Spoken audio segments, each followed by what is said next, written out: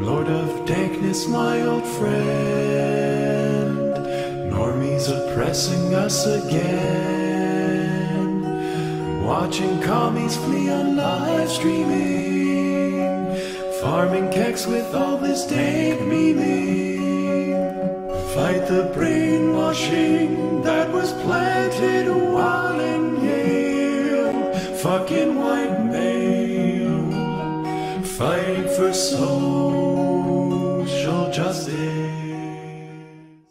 In Chatelet, my dudes, and welcome to Polecat cast number 113, Miss USA, the terrible, terrible Equalist, where our stealthy polecats ferret out the best feels, funnies, and what the fucks to discuss slam bam badger style.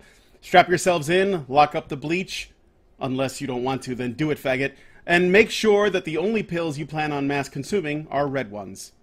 Welcome to the dankest timeline. Special thanks to the CIA people of color for tuning in. Today's Polecat panel consists of the big half of Big and Robot, Scott the Silverback Self-Aware Simian, Max Darrett, Simpsons kin, and definitely not that somewhat dopey yellow M&M, you know what I'm talking about, Polecat Punster and Pussycat Punisher Hannah, Dr. Randomer Cam, Panda, Puppet Master, and Long Range Rhetorician, and me, your host, the Doge in Charge. Today we'll be discussing the following topics. From sea to shining sea, like Lady Liberty, she reigns over all she sees. She is beauty, and she is grace. She is queen of 50 states. She is elegance and taste. She is Miss United States. And she is not a feminist. Marvel's Black Lives Matter themed comic book featuring the all-black super team Black Panther and the Crew, I'm not making this up, that is the name of the fucking team, is a story set in a near-future Harlem, of course it is, that has been put under martial law by robot police officers who beat innocent civilians up for no reason. So why is this genius gem of a comic book story idea being cancelled? I mean, it's so smart and creatively done. Peely Hussein wanted to make her fortune prospecting for a precious stone that is said to be 1,000 times rarer than diamonds. But it's not allowed to women to be minors, so she decided to pretend to be a man so that she could take advantage of the opportunity. And accused of rape. Welcome to the patriarchy. According to a report, BioWare is putting the hit franchise Mass Effect on hiatus while they work on other projects. Is it possible that this decision comes as a result of recent product releases? Nah, it can't be that. And finally, our bonus story for the patron-only Aftershow. Try to control yourself. Considering the widespread disgust and horror at the idea of period sex, I guess it shouldn't be any surprise that people are intensely grossed out by the concept of going down on somebody who is menstruating. After all, if they're too freaked out to put their penis in a vagina that's shedding its lining, they're likely going to get a bit funny about putting their mouth around one too. But according to this feminist website, we'll never move forward on our path to having the best sex lives possible if we wait for everyone on the planet to accept one sexual practice before we move on to another. So in the interest of pursuing great sex and orgasms, let's get real about going down to period town. I mean, do you love women or not? Anyway, if you would like to participate in our after shows either as an audience member or a participant, please consider becoming a patron at www.patreon.com/honeybadgerradio.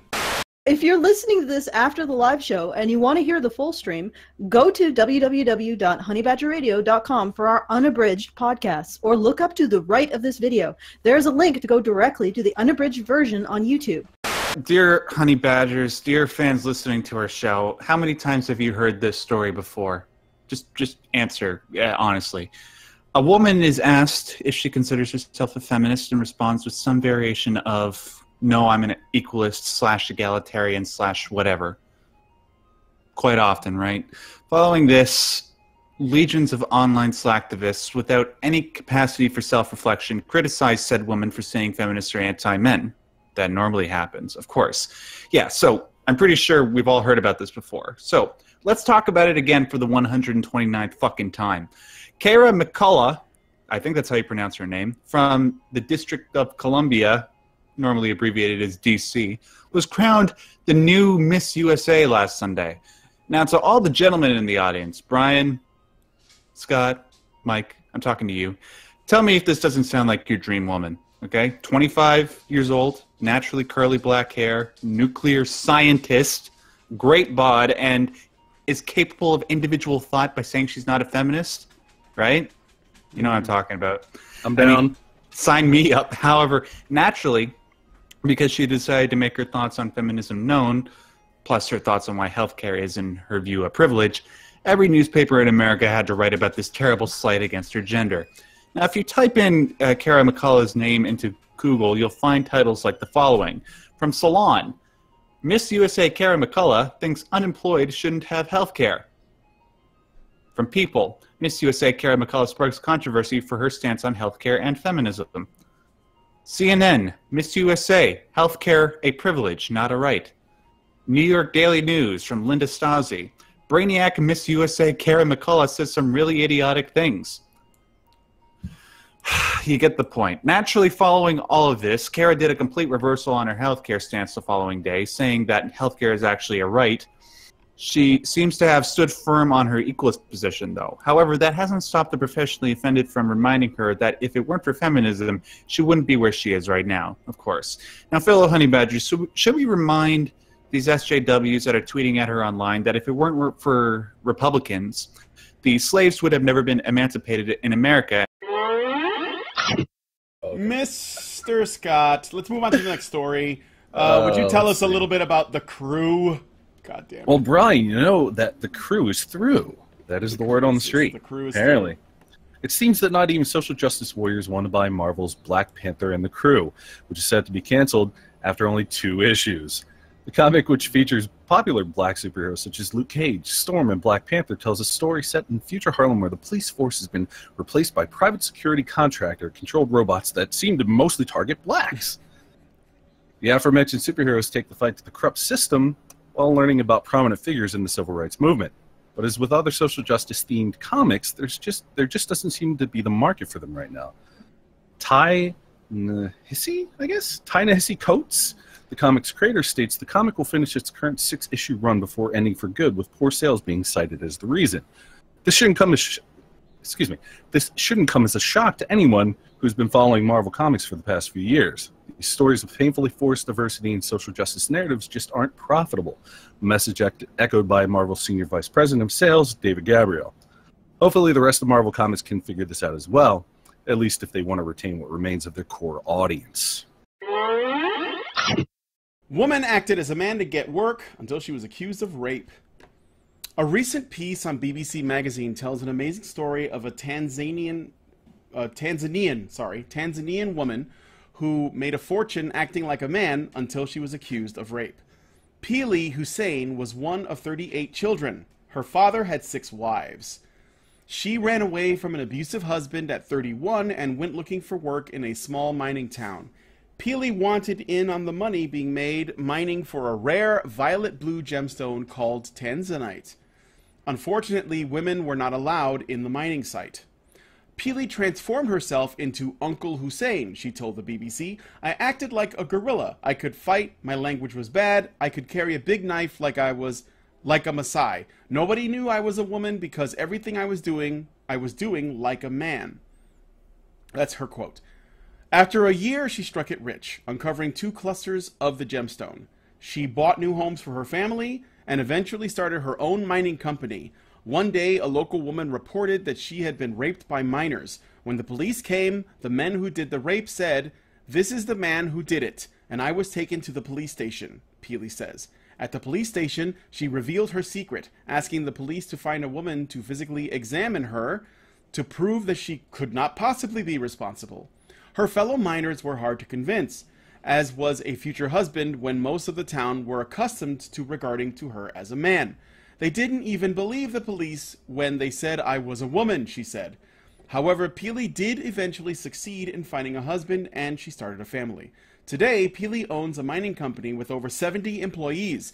The 3 female employees work as cooks, not miners, as Pili explains. Some women wash the stones, some are brokers, some are cooking, she says. But they're not going down into the mines. It's not easy to get women to do what I did. Mass Effect. Oh boy. Oh yeah. From the game studio that brought you internet famous racist Manveer Air comes Mass Effect Andromeda. Oh god, after a controversial debut and a very rocky first few weeks, Mass Effect Andromeda can't seem to catch a break. Even after the initial round of patches, gamers still regularly report bugs and glitches, some even insisting that the gameplay is worse once patched.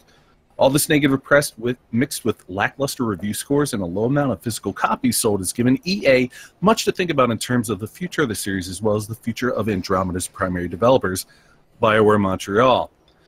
Despite EA management voicing support for the series and the studio behind it, Mass Effect as a series has been put on hold for the foreseeable future. This coupled with BioWare's new IP being pushed back until April of 2018 and the shift of BioWare's employees over to EA Motive, presumably to work on the new Star Wars Battlefront title, spells out an uncertain future for the company. With no major DLC or season pass planned for the game, those who remain at BioWare Montreal continue to work on future patches and multiplayer content for Andromeda. So, I was getting the show set up, and I went to Google. I use what I do. I have to go to lots of different web pages that I frequent. I have to go to Feed the Badger. I have to go to Honey Badger Brigade. I have to go to Patreon. I have to go to Minds. And you know, if you use Google or use your internet to go to the same websites over and over and over, right? After a while, Google starts to predict the places you want to go. So when you go to the Google main page, you'll get like a block of multiple sort of windows within it that shows some of the websites that the quick links to the places you frequent. So usually the Patreon and all the places I go to are all right there, so I just click on those. So when I went there today while I was getting it set up, there was a tiny link in the bottom underneath. It was like a little sentence at the bottom. Yeah. Underneath the Google logo. Here, I'm going to bring it up right now. And it says, underneath all of the boxes, it says here, see how machine learning is helping us tackle gender bias in movies. This was on the Google search engine window right there. Okay? So I clicked on it, and it took me to a Google article, I guess? I didn't know that Google did articles. Entitled The Women Missing from the Silver Screen and the Technology Used to Find Them.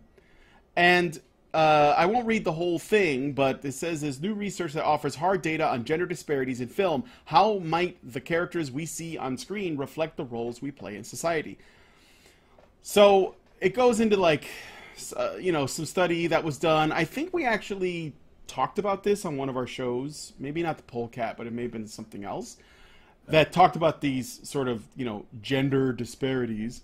But my reason to bring this up isn't to actually talk about the article itself, but is to remind people that this feminist narrative is not a fringe idea. It's not something that you have to go to feminist websites to find.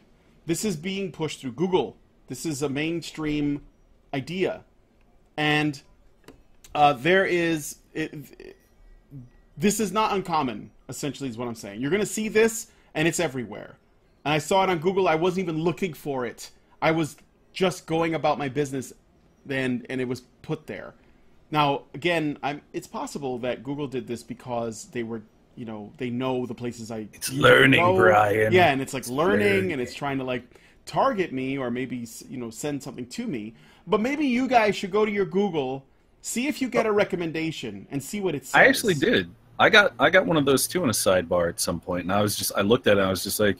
I didn't bother reading, but I have seen that pop up on various websites though, and I don't generally go to a lot of places looking for that sort of thing. So it's not a usual thing that would be like, oh well, that kind of fits in with the things I search because I'm usually looking at toys and video games and movies and dumb shit like that. So it's I'd say it's a pretty good bet that it's everywhere. It's probably a promoted thing. So is what I'm getting at. So there's that. Yeah, it's possible.